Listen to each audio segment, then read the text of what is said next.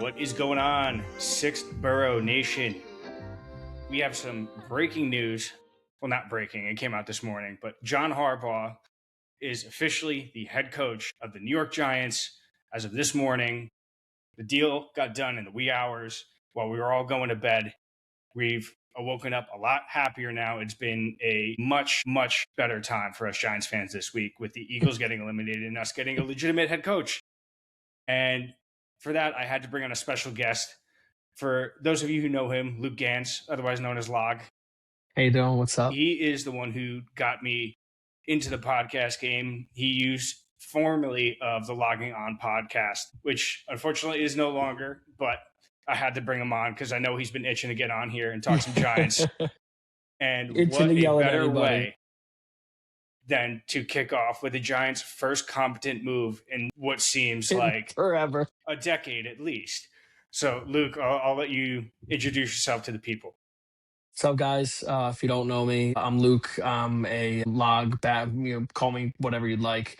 Absolute basket case of a Giants fan. You know, Ricky picks up the slack on the Yankees side, obviously, die hard. And like, we have a group chat of a couple of our friends that are Yanks, but he carries the load there on the Giants side. That's kind of where I kind of fall on a little bit of a chaotic, and I allow it to control my life. And then Oregon football, which has absolutely nothing to do with necessarily. It's the seventh borough is what we'll call it. So yeah, it's that's any excuse I can get to yell or get loud about one of my teams, I take full advantage of that. So I was like, Rick, you need an emergency pod, and if I'm there, break in case of emergency. Excellent. I'm glad you're here. I first off want to get your thoughts. I gave a little bit of my thoughts. John Harbaugh is our man now, and I'm very happy about it.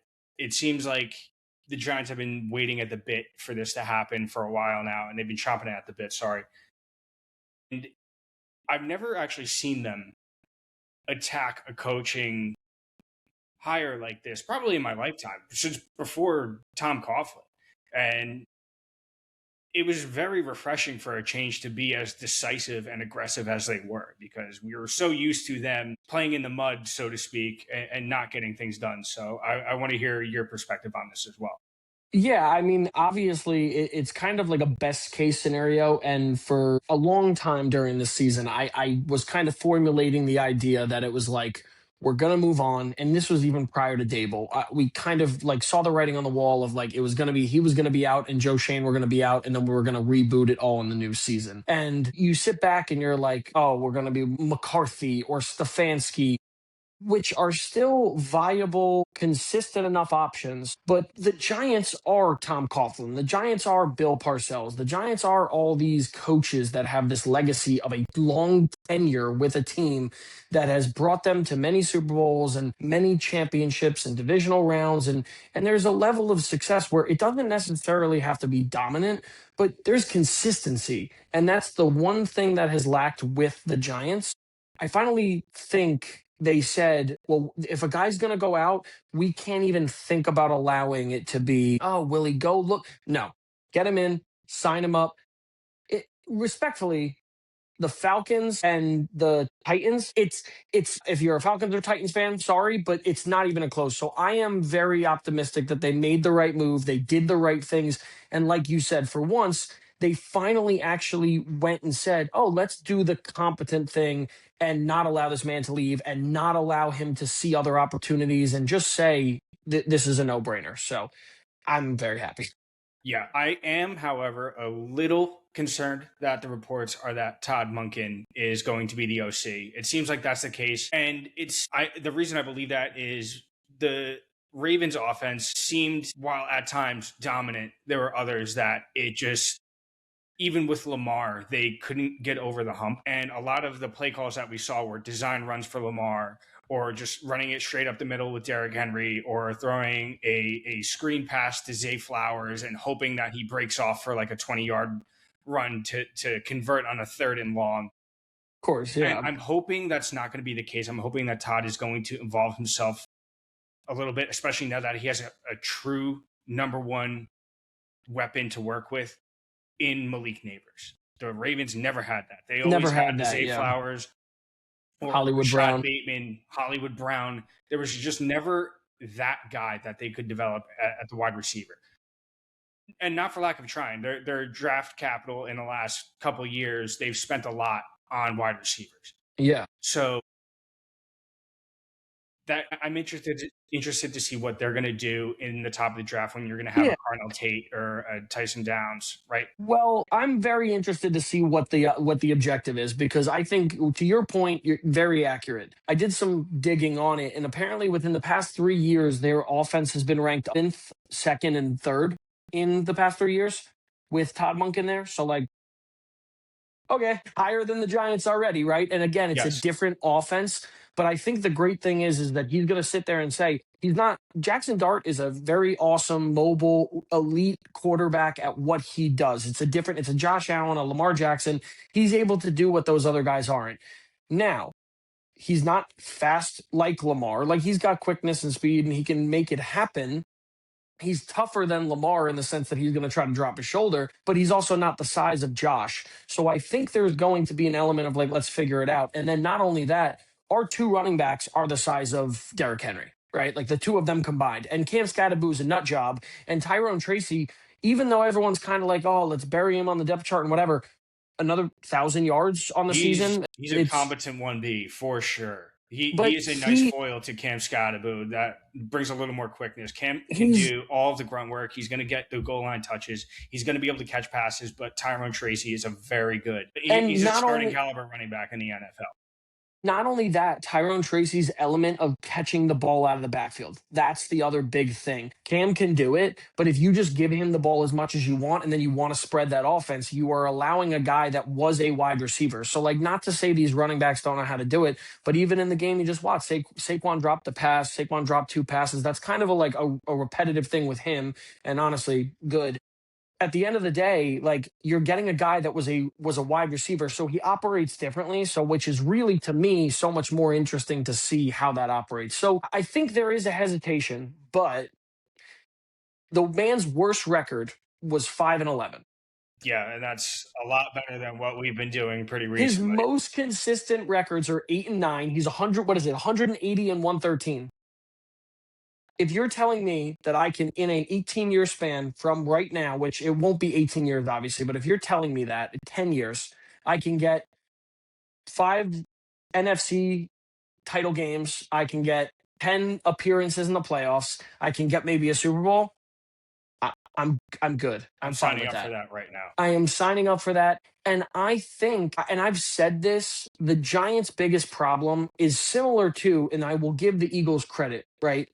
When they were struggling for all those years, when the Giants were kind of up and the Eagles were down, there were problems, and there was this guy and there was this guy and there was this guy, and they finally got the right people in and said, tear it down, just figure it out. What are we doing wrong? Who do we need to bring in? Where is the inconsistencies? And what did they do? They built an offensive line. They built in the draft. They didn't, like, prioritize picks. They said, all right, cool, we're just going to get the best guy when we trade down. And they just built this monster defense of all this young talent that they gambled on it, and it worked. Like, all these guys were within 3 or 4 years of drafted together. That's Yeah. insane as a defense. I don't think So anyone thought Quinyon Mitchell and Cooper DeJean were going to be a top 3 cornerback duo in the league. I thought they when were going to both be drafted. very good. I thought they Yes. were going to be rotational guys with people, but I mean, I did not see that coming. Watching them dominating, but then the other side of the ball, Dory Jackson is absolutely just ruining their season, was the best thing that I've ever watched. But again, we needed someone to say, no, it's not going to be this new head coach and a 4-year GM, and it's not going to be this and the Matt. Obviously, I hope John Mara gets better and Chris Mara is involved more now, and the Tishes aren't. You got to stop with everybody having a hand in the pot and then they take it out when they want. John Mara comes in, he brings consistency. He brings, I'm in charge now. You're all going to listen to me. You're all going to give your input, but I am going to run and steer the ship.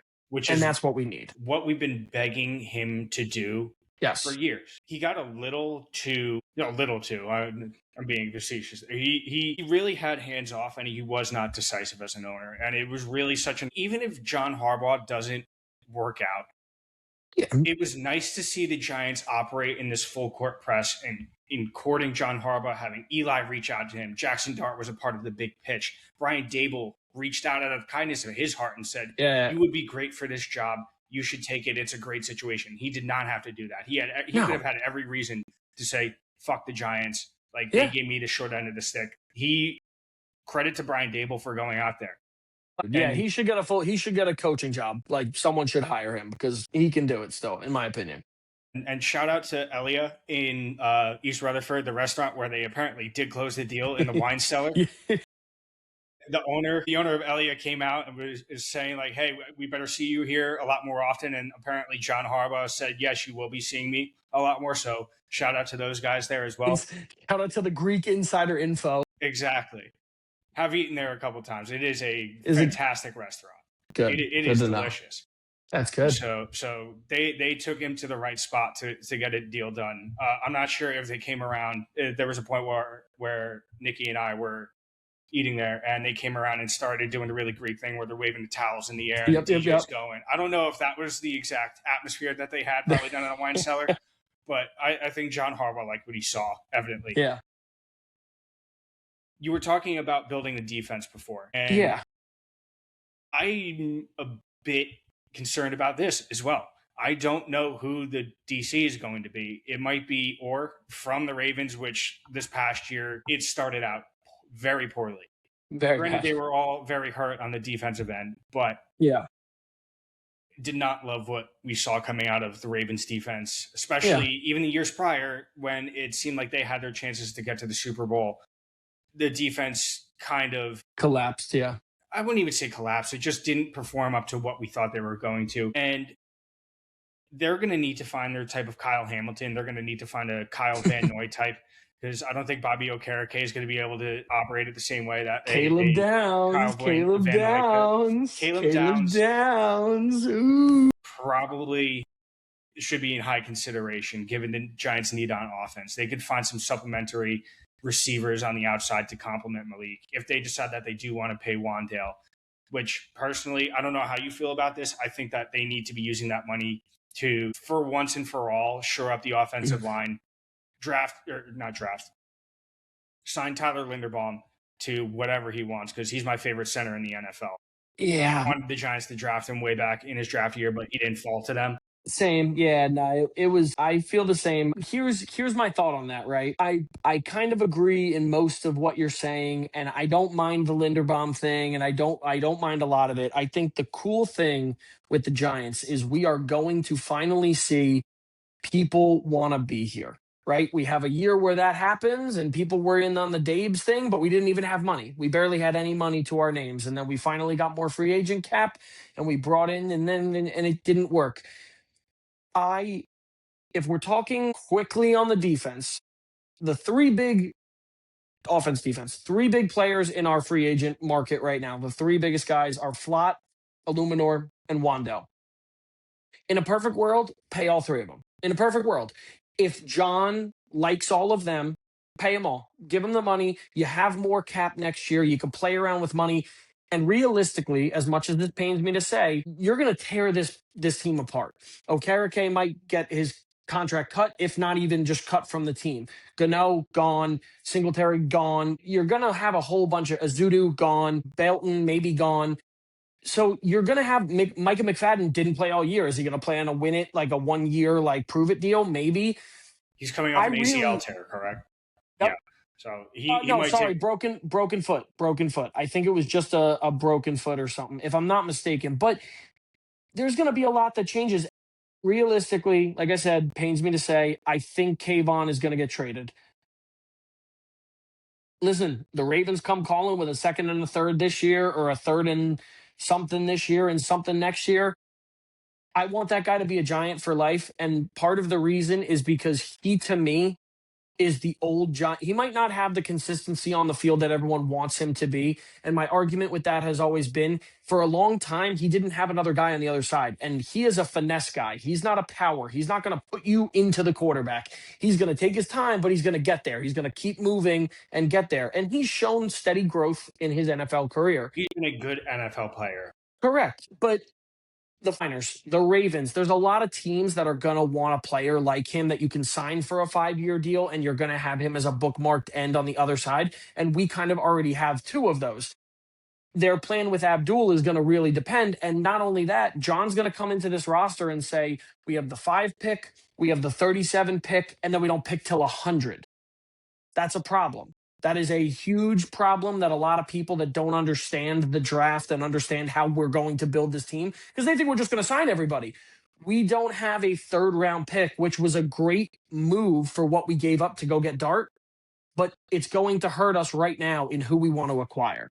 And this is where my anger comes from of us winning these last 2 games, because especially after seeing Fernando Mendoza toast your Ducks on an open Quack. fire. Sad quack. That man is far and away the 1st round pick. And now that Dante Moore is no longer going into the draft, that 1st overall pick would have had that much more leverage, because you know that there would have been other teams that would have said, you know what, we'll give whatever we can to get Fernando Mendoza from the Raiders. All right. Side note, And quack, big quack, big quack. Big quack, sad quack. Sad quack. But we can't harp on that anymore, because what's done is done. And I'm always going to be very upset about it, but we can't keep harping on it. And that's something that I personally need to focus on not talking about on the podcast anymore, because I feel like I've done it for 3 episodes now and I don't want to talk about it anymore. So the Raiders game, to me, the Raiders game, we were going to win that game. There wasn't, in my opinion, there was not a question in my mind. The Cowboys game, yes, I am, as you know me, I'm doing a mock. I do 3 to 5 mock drafts every day up until the draft. That is like, I wake up, I do one, I'm at the gym, I do what, like, this is just, that's who I am and how I operate. It really bums me out that we didn't get that. At the end of the day, we would still get a haul if we were the 2 pick, but I do not see the Raiders beating the Chiefs if we didn't win that game. If we lost that game, I really think the Chiefs, because they were the 4 o'clock slot, the Raiders, I think the Raiders would have had a different game plan going into that. I think they knew they locked up the 1st overall pick, and it was different. If we had lost that Cowboys game, we would have had the 1st overall pick if they had won that game. Yes. So that's where I do think, I don't disagree with you, but I don't agree in the necessarily, like a lot of people say that. The Raiders would have seen that on TV and been like, bet, all right, let's go. We're changing the game plan day exactly. of. The other big you're thing, lining up at center. Yeah, exactly. Kenny Pickett, good luck, get out there. It sucks for me to say this. It really does, because I am very much like, I wanted us to lose that game. I really did. I was like, lose to Dallas, because my mindset with it was lose this one more time to Dallas, where we're forcing it. Lose this one more time and give us, have to do it again. And I never have to root for a loss again. But I was at the game.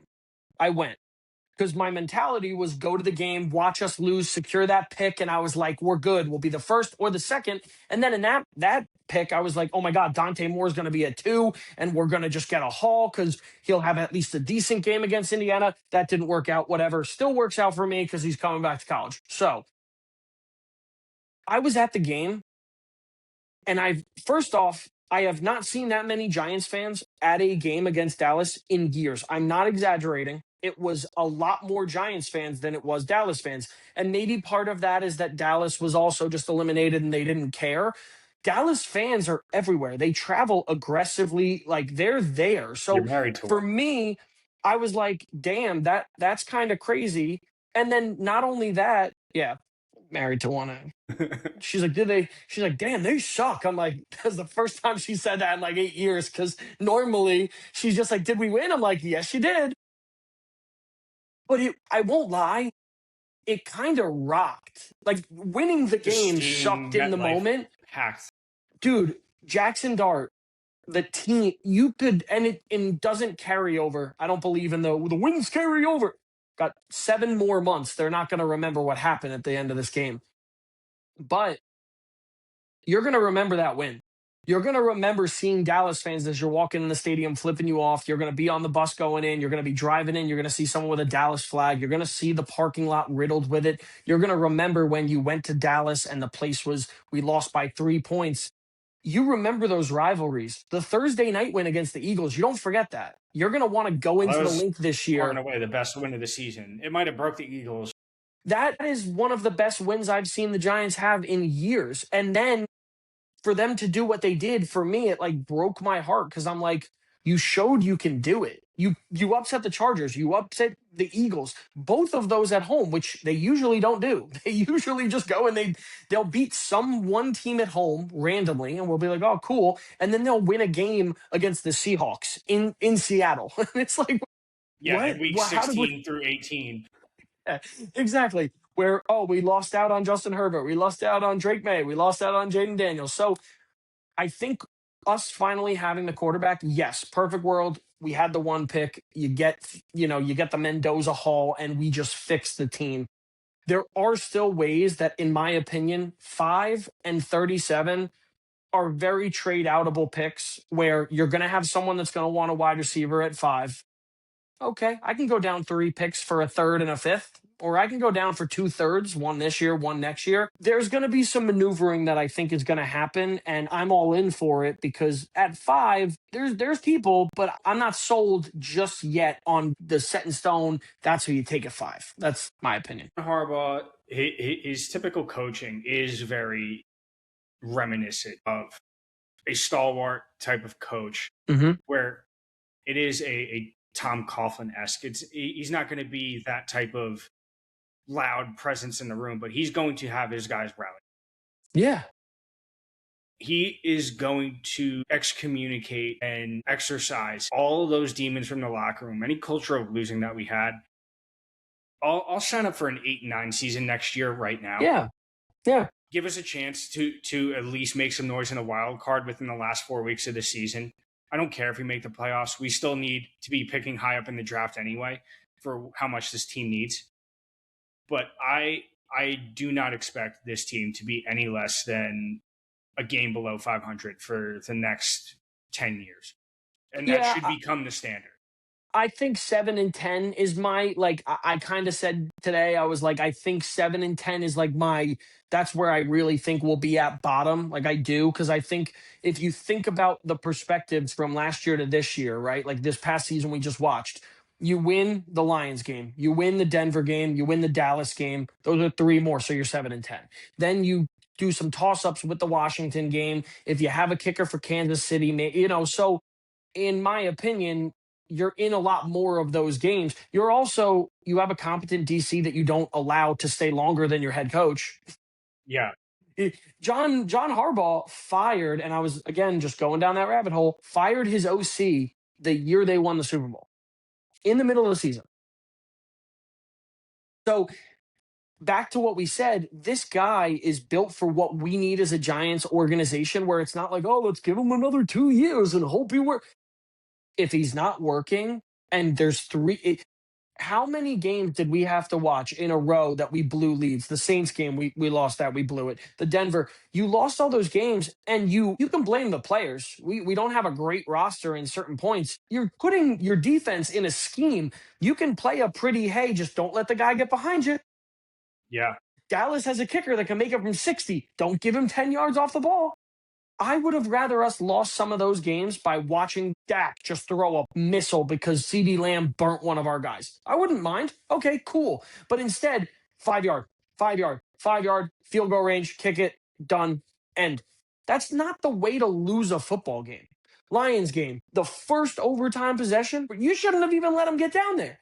So, I am an anti, if you're looking at what we're going to have next year, I would hope it's already going to be better. But Log, you actually cut out for a couple seconds. If you want to repeat that, we can edit that spot out.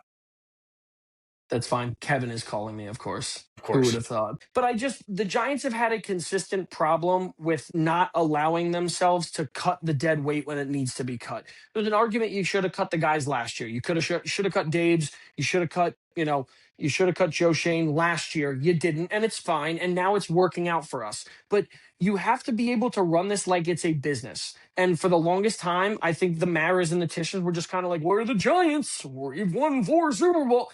That doesn't matter to us who have for 10 plus years had to watch a dog shit product every week and just create new ways to lose, create new ways to get eliminated, create new ways to lose out on people. Yes. It seemed like every year we found a way to go through rock bottom.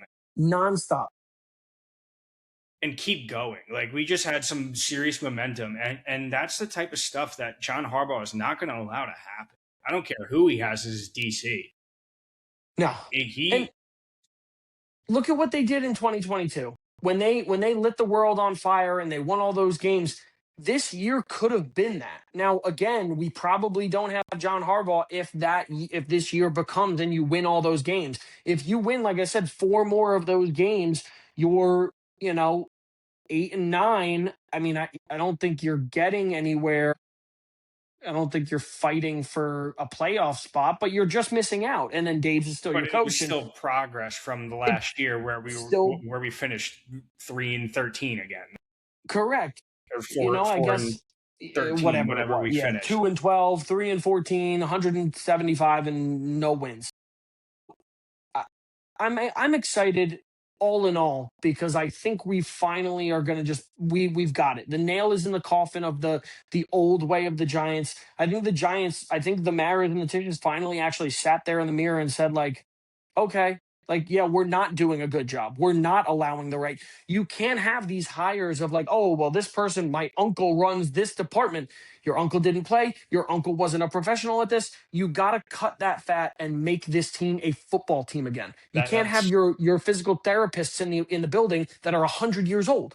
It's got to yeah. go. You got to modernize. I'm that is the real one concern that I have, is that Tish and Chris Mara are going to play the Nepo card and continue to meddle in things that they should have no business in. I think maybe they have a lot to do with Joe Shane's picks. Maybe they're coming in and saying like, "Hey, we want this guy," and Joe to play yes man to keep his job. Maybe that's a thing, but I personally would not want to work in an area where I know I'm the lame duck general manager. Yeah, Maybe I'm looking at this optimistically. The Giants, Steve Tisch and Chris Mara need to realize that they have done a lot more harm than good recently, and those keep their people just balls need to off take their hands. the, They need to take their hands off. Correct. let Yep. John and Joe work together and really call the shots in football operations I and wouldn't draft the even squad that they want. I don't even really know if I'll be honest. I really don't know if I want Joe involved as much. Like I kind and part of this is because again, I think John Harbaugh is going to bring in a lot of people. When I looked up the numbers from how does his drafting? Joe Shane is a draft what we need. It doesn't matter their value. Yeah, he's not a BPA. Nope. John is a BPA. Does not matter how much depth you have there. Doesn't matter. You're going to sit there and you're going to say, you know what? I think we could use that as a rotation guy. We can trade this guy away. We can do. He gives you what you want, which is the consistency to say, I'm not going to just draft and fill every gap because we can fill those with a player. You see a guy that's got Deontay Banks. Look at what he's done with his kick returning. That's awesome. Like he can't cover for shit, but maybe you put him in a new scheme and maybe he can change a little bit. Maybe you can run him as a rotational piece. We watched Dane Belton be terrible for 2 years, and he was like our highest graded safety this year. So I think we're going to see a lot more consistency. And John Harbaugh, off the numbers that I saw online, and it was only by The Athletic, but like I was just doing preliminary stuff, the Ravens are ranked the third team when it comes to drafting in the past 5 years. Just In terms of consistency, hits on their draft picks. depth, trades, value of the trades, like what they're doing. So again, this goes perfectly into, and I like what Joe Shane has done. Like I won't lie, his trades for the most part, like trading up for Jalen Hyatt, we're not going to remember that. Trading back for Deontay Banks and the Darren Waller thing, those all suck, but those were good. Those were good chops. You tried to get guys. Jalen Hyatt, you forget was the Mackey Award or Buckus or whatever the award is for college football. He won that award. Deontay Banks, I loved coming out of college. I thought that it was a great value pick down there. I thought you picked up other spots. I was like, that's great. And the Darren Waller thing, I was like, this is awesome. We haven't had a tight end like a TE1 in a while. So when you erase those and remember Brian Burns and you remember Jackson Dart, and then you remember that they made sure they took Scatterbo and they made sure they took Marcus Bowe in the 5th round, who I had in mock drafts at the second and third round. I And had us trading back in, he's been playing at that level. and he's been He's a playing rotational consistent. guy. He has been playing very well. at left or right guard, wherever, or left or right tackle, even like wherever he's lined up, Yeah, he has looked good. he was filling in for Illuminor 1 or 2 games, and then I think he filled in for Andrew Thomas at the end of the year. Yeah, dude, I'm cautiously optimistic because the Giants always do this to me, but I just think we are finally at a point where we can just be like, all right, cool, we can be optimistic because we're even going to be 500. We should, in theory, be 500, even with our worst record and our worst time and the most abysmal. Oh, we lost 5 more field goals again. We should still win 3 more games than we did this year off of some bullshit that we didn't this past year. We're just going to be more competitive, is what it Yeah, comes down to. It's more we're going to be discipline. playing a watchable brand of football where we're not week after week seeing this team shoot themselves in the foot. Those mental mistakes that have been allowed to persist and Yeah, allowed to be accepted and rewarded are no longer going to be a thing because John Harbaugh is not going to put up with it. the player coach mentality is good with certain organizations and when you build a roster, when you have a Mahomes. But even that, Andy Reid might be a player coach, but is he? Not really. I mean, the man's built a dynasty over there. He's built what he's built in Kansas City. Nick Sirianni is a players coach, and the players all hate him. The players can't stand the guy. They think he's Yes. corny. So you're built a successful organization from your coach, and this guy's going to be you're showing up. There'd be a bigger punishment for Abdul Carter what he was doing than what was happening, and that wasn't even when Dable was around. Obviously, Dable was gone, and then he started doing that stuff. But if that happens with a hardball with the bullshit, not to say if Dexter's not playing well, but like, bro, there's going to be someone holding you accountable. Like Dexter, you were supposed to be the number 10 player in the league. I know you had a kid. I know life happens. I know the defense changed. I know you're probably fight. There was rumors he was fighting an injury all year or whatever. That's someone's going to come in week 7 and be like, dude, you haven't gotten a sack. You haven't gotten a tackle for a loss. You haven't got a Yeah. fumble. You We haven't got need a you. this. You're our guy. You're the giant that we want to be for life. Andrew Thomas, you're the giant we want to be for life. Make sure you're recovering. Make sure you're staying healthy. Andrew Thomas had an amazing year this year. Our offensive line had a good year this year, and it's only going to get better with who we're building with in the trenches coming up with, the new regime that's coming in. I hope that Carmen Brasillo is retained. I hope so He too. has been a very lone bright spot in our coaching staff Yeah. this year because even last year before he was brought in, like the offensive line was terrible. He came in and it's just I've never seen a Giants quarterback, even when Eli was still on the team. It hasn't been since Super Bowl 46 that we have had an Yeah. offensive line that A could give competent one. our quarterback 3 seconds to throw. And No Jackson offensive Dart line was in the able league. to make things happen because Yep. he was able to open up the offensive line was able to open up holes Yeah. for him. No offensive line in the league is built with first and second round players on the entire thing. It's just not. What you do is you find value and you find guys that can play the position. And that's where I'm so optimistic because Harbaugh is of the mindset of like, you're going to build through the trenches on defense and offense. And he's going to sit there and say, your D line's good. Darius Alexander had a good last couple of the games, man. He was playing pretty solid. He was playing pretty consistent. Can he be your starter? And can you put a Nunez Roches in for another 1 year small contract? Let him be a rotational guy. I'd say no, because I think you could probably, dude, Dalvin Tomlinson's still playing in the league. All these guys, who's on the Texans right now? Oh my God, I had like a crazy throwback. Sheldon Rankins. Sheldon Rankins. I thought he was on the Sheldon, Cincinnati Bengals. I didn't realize he was on the Texans. no, wait, am I doing, oh God, now I'm going to get, no, wasn't he a Jet, Sheldon Rankins? He might Now, have been a Viking. I might be thinking of now there was I'm, a Giants D lineman that was on the Vikings that was like a longtime fan favorite, like that I can't oh my remember. God, no, you're talking about, oh my God, whatever, doesn't matter. No, I'll remember it in the middle of the next comment, but you're going to watch them do that. And then you're not going to let's take another running back in the 5th round. Like, yeah, you can always add a running back like in the draft. It's always like, but we had Turbo Miller on the practice squad this year. We had Devin Singletary, who was pretty consistent for the, like, he was you actually got decent this year. Believe decent. It lost me a lot of bets because every week he'd play a good game, and the next week I'd be like, gotta bet him a touchdown. Didn't do anything, but whatever. They bench him afterwards? But you are going to sit there and say, oh man, there's an offensive tackle. Well, we have 2 offensive tackles at each spot. Okay. What happens if those offensive tackles go down? We need depth there. And as long as you're not like at a like stick thin in a depth position at a certain position on your draft on your board, take whoever. Take whoever is going to make your team better. I agree. I agree. I don't have too much more to discuss tonight. I really just wanted to get on here and chop it up and really just this has been the first like emergency pod that I've done, like of the Yeah, biggest news that we can be covering. So thank you for coming on with me, of Luke. course. Let me know or let the people know where they can Yeah. find you on your socials if they want to talk some ball with you. Yeah.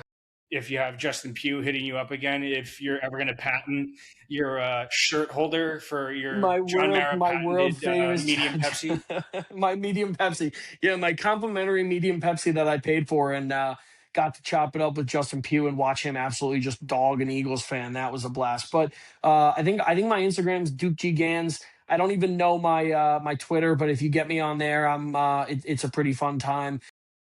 Only thing I'll close out with for all the Giants fans, do a little research on the draft, look into it a little bit because I know we all are like enamored by these wide receivers and like I love Tyson and I love Carnell Tate. Like they're great. These are great options that we could take. In my opinion, the 5 pick, and I know safety is very early at 5, you're talking about a Kyle Hamilton like player that can get plugged and played into your defense that can command it where you're not having the success out of Tyler Nubin that we thought we would, which is okay, but you can Nor shift Paulson him. Adebo or Javon Holland. Of course, but now with you changing a defense, there might be more of that. You got to just take the best guy. And if it is a wide receiver, sure, but there are other options at wide receiver where, like, I like taking a guy in the second round, Denzel Boston, Makai Lemon. There's going to be options in the second round of taking a wide receiver, and they'll move up and they'll move down and whatever. But at that pick, I would try to trade back as much as you can, try to acquire something else and see what you can do. I think I know a lot. Do I know a lot? Who knows? But yeah, I'm always willing to chop it up with anyone if you guys ever want to hit me up and talk about anything sports and just don't talk about my Oregon Ducks until, the start of next year. So Yeah, man. The streets are saying that Dan Lanning might be a soft Big Ten schedule merchant. yeah, I'm not too worried about that. From my research and my book and stuff, like look, what he's done, he's lost 5 games in his time there, 7 games in his time there. 5 of them were to people that went on to play national championship games. I'm not mad about that. Like, he's going to be good. Nick Saban didn't win a title till his 6th year. He's only in year 4. So I'm content. He continues to spend the money. He continues to build an organization. It sucks. I hate watching my team get fucking blown out because they do it all the time. I hate that every year I get my hopes up and I'm like, damn, should I go to Miami for the national championship? We make it. I can remember where I was when I watched them lose to Ohio State last year. 10 years ago, I'm over it. So get me a title. Giants get relevant again. Yankees do something, and I'll be happy. It's not too Yeah. much to ask. Jake Weathers isn't exactly cutting it in terms of the moves that we made, but that'll be Cody for another Bellinger pod. might come back. That'll be Okay. for another pod. Sure. Yeah, man. Thank you for having me on, though. Appreciate it, Absolutely, dude. Lou. Thank you. Appreciate you. All right, guys. See ya. Talk to you later. Be good, guys.